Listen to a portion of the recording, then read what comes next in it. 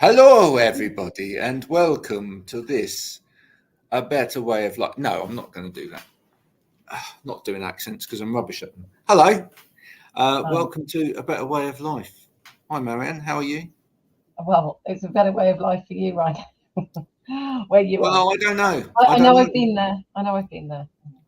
Yeah, you've been here. You've been to No, I've Malta. been there. Never been there, but I've been in the sun. And the sun appears to have. It's a bit out today, but I would say definitely summer's gone. Summer is definitely here. For people that don't know, I'm currently in lovely Malta. I could actually, I could take you out so you can see the view, if you'd like that. There we are. Look at this. I've now got to try and open the door, and it's going to get noisy any minute now. Here we go. See. Okay. There you are. Right. That's it. That's all you're seeing of Malta. Any more would be gratuitous. Anyway, what I was just saying though is this is a first for me because I have come out here to Malta this week, but I'm actually working. So the rest of the family are off out and about doing all of the touristy thing, and I'm sat here at a little table working. And I was just speaking to Ian, who we both know, a minute ago. I said, actually, I'm finding it quite exhausting. And it's because I'm in a different space. And he was saying, yeah, he found the same when he went. I literally can't. It's funny because like next week I'm going away, and last few days I've it's out and about doing stuff. And I sat down at my computer and I thought, all right, I can think now. I can't use a laptop. When I've got the laptop and I use it, I can't think properly. It's like it's not real for me. And so it's like I sort of just at it sort of thing. So it's really, really bizarre for me, my space and my, it's like the house is chaotic at the moment. The kids are off. My partner works different shifts. And I was trying to explain to him earlier on about the impact it has on me. And then my son had just gone to get his GCSE results, and then he said, I'll be back in a bit, which, from a young person, but I couldn't do anything until I knew. I was like, well, I couldn't get on with anything. And so I completely sympathise with how people say that they can just go and hot desk or they can just go and work in another country. There was a sort of a bit of a fashion a while ago of people saying that it was cheaper to go and live in hotels than it was to actually have their own place. Obviously didn't have kids and stuff, but I just couldn't do that. It's like I need my space. And you're like that. You've got your studio, which is your place. Yeah, it is fascinating, and I thought it would be worth talking about it actually on this program because I do have my space, and one of the things is that you have equipment that you're used to all around you. You even have like little notepads and bits of paper and things that are constantly in the same place all around you, even like a pen pot with a particular pen in around you. There's some people probably watching this going, oh, don't be ridiculous, you don't need all of that. But for me, it's really kind of important. And even stuff like the first day I found really hard because I'm working off of a Chromebook. I normally work off of a Mac. Most of what I can do on the Chromebook, but like just even the setup and setting up software and setting it up in the right way and whatever, that just took quite a lot of time out to try and get it into somewhere of an approximation of where I could work. I haven't got with me some of the devices that I use for input at home because I've got a central mouse, which for anyone that's never come across a central mouse is it's not like a trackpad that you have on the thing, but it's like a slidey mouse and it's got several buttons. It means I can work with both hands. Just not having those things, it just like it's really interesting because this is where we talked about this kind of earlier on and about customer service and just what people's needs are, generally what they are, and how in some respects we've moved on a lot in terms of this can do that for you and that can do that for you, but actually for some people they do need all that stuff, but for some people they don't need, and it's understanding what people's needs are. So even when I'm teaching, I always make sure it doesn't seem like, some people wouldn't think it's a big deal, but on the last day when they do their assessment, I always make sure that it's the same room that we've learnt in, because like for you working, it's the same as me. It's like to shift that. Some people it wouldn't matter, but other people it would be a massive issue that all of a sudden you're going to put them in a different place than they're used to working or they have done in that time. Because psychologically, that's where we put ourselves. And for me, excuse me, sorry. Even the other day when we had a meeting, and I hadn't realised we had a meeting, and I was out and I had to do it on my phone, and I thought it was fine because the meeting still happened, but it took me a bit of time to get my head into work doing it, if you see what I mean. So yeah, working for me on laptop, it just doesn't, it's as if it's like fake or something. But that a lot of that, they need a big screen as well. So how much of that do you think is a neurodiverse thing, or how much of it is just how you are as a person, or the way that you work? I don't know. Well, I know that sorry, as a little person, quickly That's come all right. say hello, and then quickly say hello, and then go. Big up, little food. Right. You don't get this on any other podcast, by the way. No other podcast. You start off with somebody showing you Malta, right, out of their apartment window, and then there was a dog jumping up as well. Yeah, and also I got interrupted 2 minutes ago by a text. I tried to make it look casual or whatever, asking me whether I want a Popeye t-shirt in white or grey. I mean, for me, they both look pretty the same colour, really. But this is real stuff, though, isn't it? It's real life. It's real life. And I think, shut the door, please. The fact of it is that I have to remind my kids sometimes. So Oliver, that you saw just now, said to me earlier, I thought Graham was on holiday, and I said he is on holiday, and he said, but he's working, and I went, yes, he is. I said he's going away next week, and he said, I don't understand why he's working, and I said because he has to work, and it was either, he said, but he'll be missing out on stuff, and I said, well, that's life, and that's being an adult, and he's making the best of it. It was either don't go at all or make the best of it. So I always try and teach the kids that. I think far too much now we try and, again, we talked about this earlier, that excuse me, on the one hand people are trying for perfection. Yep.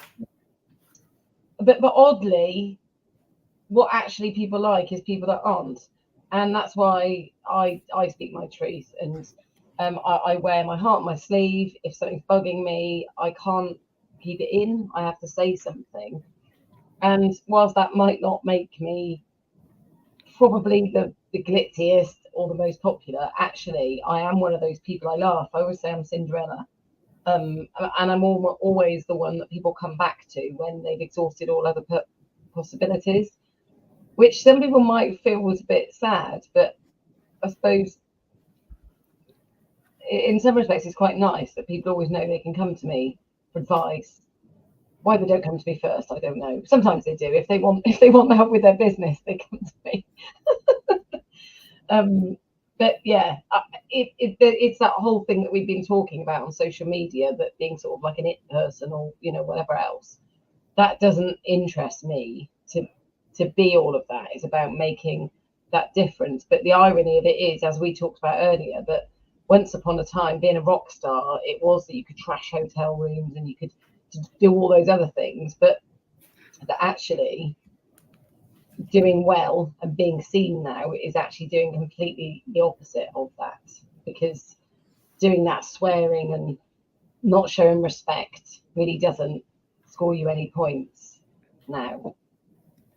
No, well, it might score you some points with some of your audience if your audience are into anarchy and chaos and complete disruption of, you know, and disestablishment, etc. But I guess the thing is that, I mean, even rock stars grow up, right, as well. I was saying about Green Day. I've still forgotten Yeah. the name, the guy's name again. What's his name? I forgot his name. It's Billy, I think, isn't it? Billy. Billy. Yeah, it's Billy something. Yeah, but he did, and I think his came when he had children. I think it was a bit of a excuse me, wake up call. I think you can still. Sorry, my throat is I think you can still make your point. I don't like, and I do have an issue, and I came to sort of blows with somebody this morning who swore in their post to get impact. And then let's just hold it there. It's not that you don't swear. Oh, right? I like swearing. Because but it's swearing for the sake of swearing. Yeah. It was the way that it was done, and it seems there's almost this fashion of, like I said, I mean, I've got a jumper that I've made. It's got I'm a disruptor and all these kind of things on, but I still think you can be a disruptor with being respectful to other people. Yeah. I believe what I believe, but I will still have conversations with people, and I lose respect for people that don't agree with me or who I don't agree with them, but they won't have a discussion about it. Because people that do go around blocking people, because again, that's been out there this week, that can you imagine being in a meeting with somebody? Imagine you and I were in a meeting and we didn't agree on something, and you said, can you just get out, never come back in again, and I never want to see you or speak to you ever again, purely because we didn't agree about anything. I mean, it just you wouldn't do it. Well, I don't think you'd do it. You wouldn't do it. Or because you don't like somebody, you just completely obliterate them out of. Well, actually, no. Let's stop there. It's not because you don't like somebody, because actually, to not like somebody, you need to know somebody, right? It's not because you don't like somebody. It's because you don't like the fact that your agenda is being threatened. Yes, I mean, this morning I was told that I was entitled. As you feel like you're not. No, it's absolutely not, because that person doesn't know me, because they don't actually engage with my content. I've engaged with theirs, and I asked a perfectly again. You know, it might be that this person tells me something. I was able to back up my point that I made with something that went alongside the studying I've done, not just the qualification, because I'm not a qualification snob, even though I've been called one, but also that I know stuff. I've worked a lot. I've worked with a lot of people, done a lot of things, and I'm happy to have a conversation. You and I don't always agree on things. No, not always. I mean, 99.9% of the time, but yeah. Just interestingly, picking up on that point, because I think that's a really valid and interesting point, is that I have found more often than not that those people that adopt a really aggressive attitude to the way that they set out their agenda on social media, including trying to block the competition or block anybody with a different thing. Interestingly, those people very, very, very rarely actually comment on other people's content. Yeah, exactly. Right?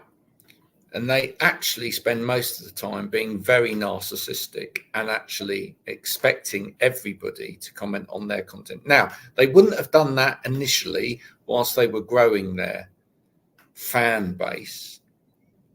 but once they get to a certain point, what they then do is they then enable their followers to do the commenting and bringing other people in. They then don't comment on other people's content But at it's all. as I said to you, it's like having a restaurant, Yeah.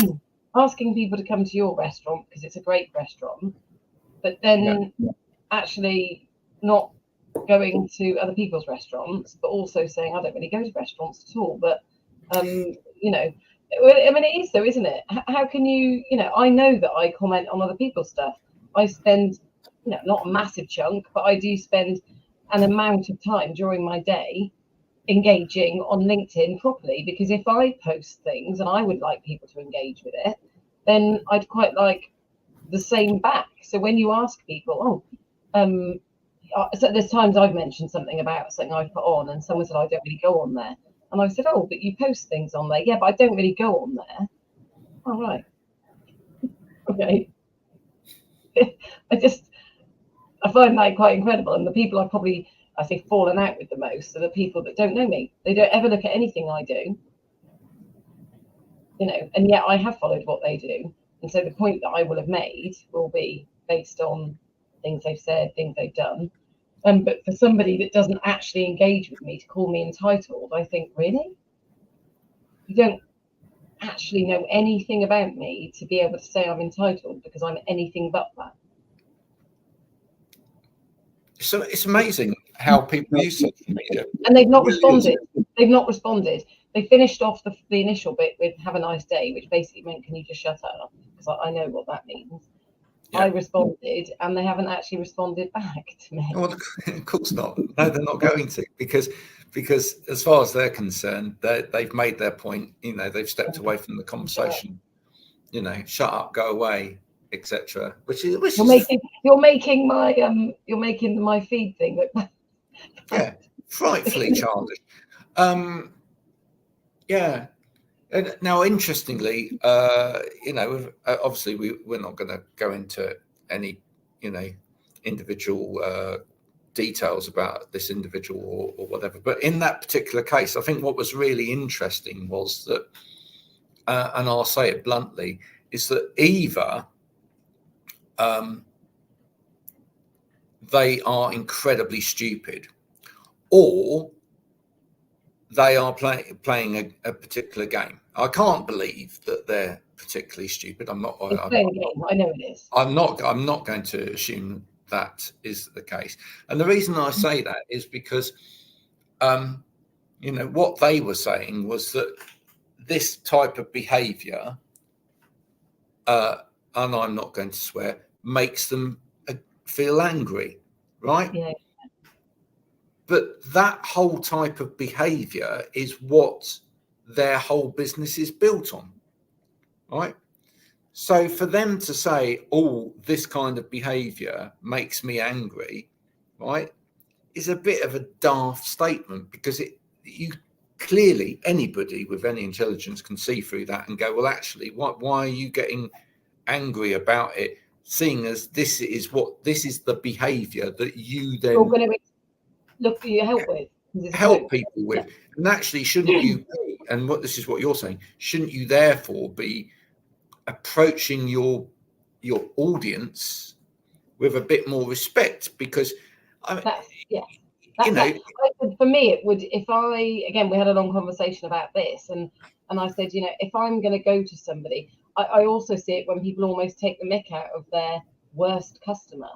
And I think, crikey, I don't want to do business with you, because when I contact you, you're going to be laughing about me behind the scenes. Because really, I mean, as I said to you, I know that my best, to a certain, some of my best clients, or the best feeling I get, are people that come into my sessions and go, "There's nothing you can't tell me about training." To which I'm like, that's absolutely fine. If that's the case, then I welcome you to help me with the sessions. You know, and inevitably, obviously, then they do learn something, because people are always going to walk away with something. But when those people then come to me and say, "Thank you very much, I did think I know it all," to which I will say, "Do you know what? If I were you and I had to go and sit in something where I thought initially I was going to know a lot of it. My ADHD brain goes bored already. But actually, I don't know everything.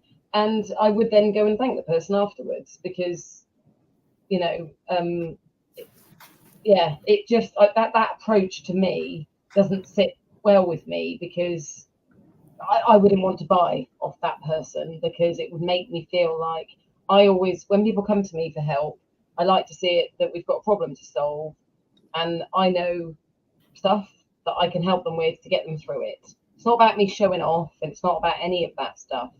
Whereas the vibe I felt with this thing was that it's really annoying me if that's the approach you've got to thinking this problem can be solved. It's like, well, you know, I know that people say to me, how quickly can you get me through that qualification? Or I need to do this. And then I sit down and I speak to them about it and say, look, I know that it might seem this or whatever. But yeah, so that approach, but I guess different strokes for different folks, I suppose. It doesn't really do it for me, I'm afraid. Having sat in some sales meetings, stroke content meetings this morning as well, I also wanted to talk a little bit today about, because I think this is quite interesting. One of my favourite words has always been pseudo, because I think it's a brilliant word. It's great spelling as well. You know, anything beginning with a P. S. My brain, psychology. Yeah, exactly. Psychology. That's a great word. PS. It's a great word. And I do think that there's a lot of people struggling with the fact that when we've entered into this land now of social selling, all right, and the problem is that the selling bit is still part of that. Yeah. Right. And I listen to people talking about sort of potential customer journeys. And whilst they're talking about potential customer journeys, the language flits between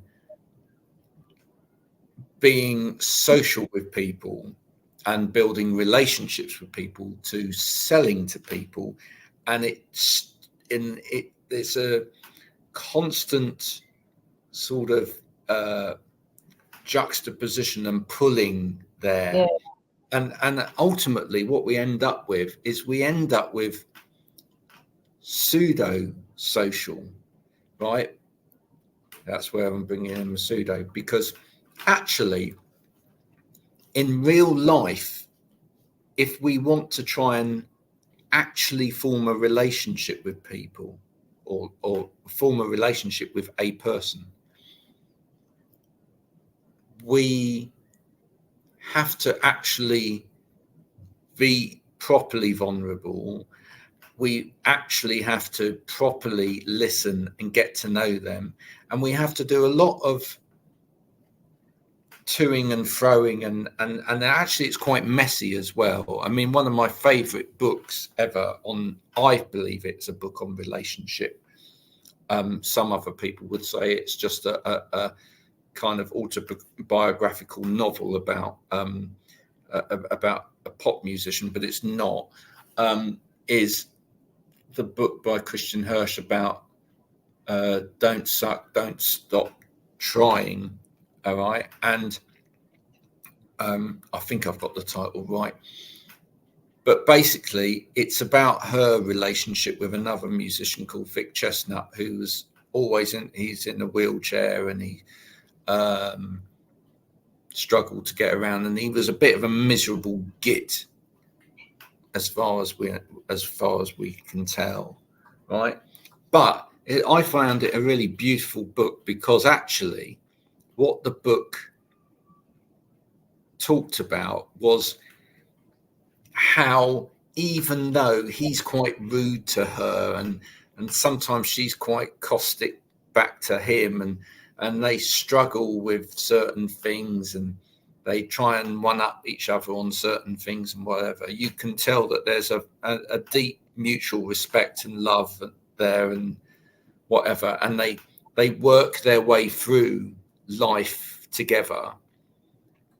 And to me, it tells you everything about a true relationship. Yeah. I've frozen there for a minute. Yeah. I have.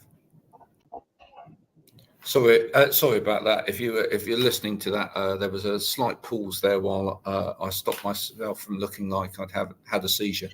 But this book and life. The point is, life is messy. Relationships are messy, and actually, that's important, because if you're going to get to know somebody important in your life, or even a client, you've got to be prepared to go into the messy spaces. You've actually got to be prepared to go into messy spaces with somebody. And it's not going to work if you actually just try and pretend. Do you know, that's so true, because somebody put a very vulnerable post out the other day saying that they were struggling, and it's somebody who is incredible. And I'm not going to say who it is, because I'm going to say what they said back to me, and it you know. So anyway, this person is quite phenomenal. You know who it is. And they put a post out and said that they felt they were really struggling, and every reason to. I mean, goodness, what this person faces.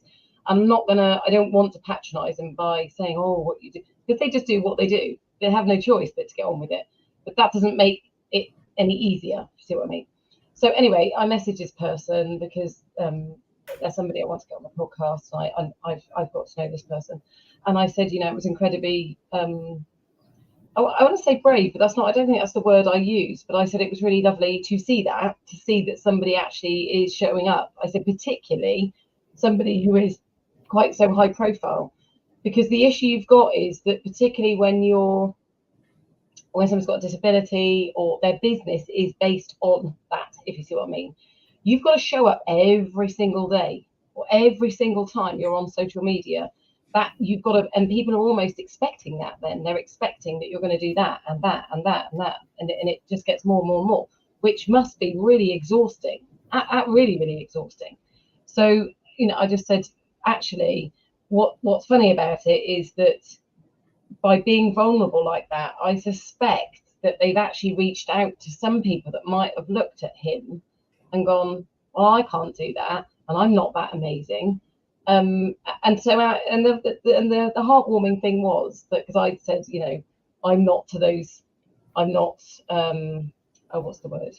Not influencer, but I'm not sort of that big a person out there.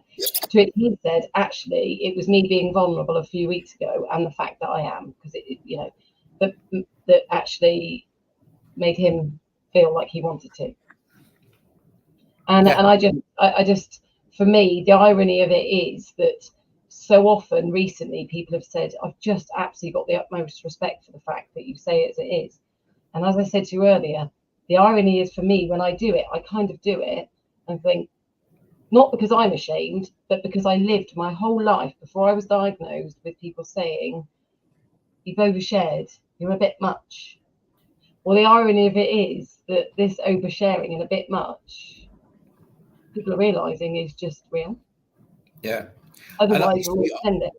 And I wonder how many businesses turn people off because actually they assume the upper hand, right? And actually, whilst we need people that know more, whilst we need people who understand what we don't know, whilst we need people that have been there before, etc., in a funny way, what we don't want to feel is like, reached out. Yeah, that I'm being taken into that space by somebody that's going to lord it over me because they've been there before, because they know that, because they. So, I want someone to take me into a space because they say it's difficult, this space. We're still learning. We've got great resources. We've got great experience, but we're still learning, and we still don't understand everything. And actually, we think we can help you, but you can help us still as well, because we're still wanting to know more. We're still wanting to understand what we still don't know. And that way, then it feels like this is a journey we're all going on together.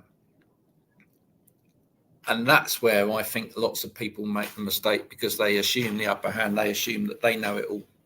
Or they don't know that they don't know that they know it all. But what they do is, in their marketing speak, they sound like they know it all. It just, to me, it switches me off completely, because straight off with me is that, I know that you had a conversation about something that I, the course that I, or stuff that I do, what I can teach, but actually said, well, actually there's something else that she can do instead. And the whole reason I did all of that was because I wanted to make life easier for people. That's what I wanted. I wanted to say, look, I've been there, I've done it, I've struggled, and let me help you not struggle so much. And if I can help you on that journey, then I'm going to help you with it. But there's so many people that are these businesses. There seems to be a bit of a fashion of taking the mick out of potential clients or people that are clients. I don't like that at all. I don't like it, because that when I do the teaching, I say there's people that want to share what they know and people that want to show off. And whether it's teaching, whether it's whatever it is, providing a service, I do not want someone lording over me as if, look at me, I know so much more than you. I would rather that they said they didn't, and I go, well, actually, you're amazing. Maybe that's just my crazy mind. I don't know, and being stubborn, but it's just not nice. I don't think it's not. We're going to leave it there for this week, folks. What you're going to notice, by the way, is when next week's video comes out, we're wearing exactly the same clothes. That's not get changed. Well, no, and it's because we're keeping it real. It's not because we're dirty or it's smelly people at all. It's just that we literally are going to use the same space and record one after the other. So you're going to get two lots of this, but next week's will be next week's. If you've enjoyed the conversation so far, you might want to make time again next week for the next one. There you go. We'll see you again then. If this has sparked conversation, do comment. That's what it's for. We'd love to hear from you, as always. Until next time, bye for now.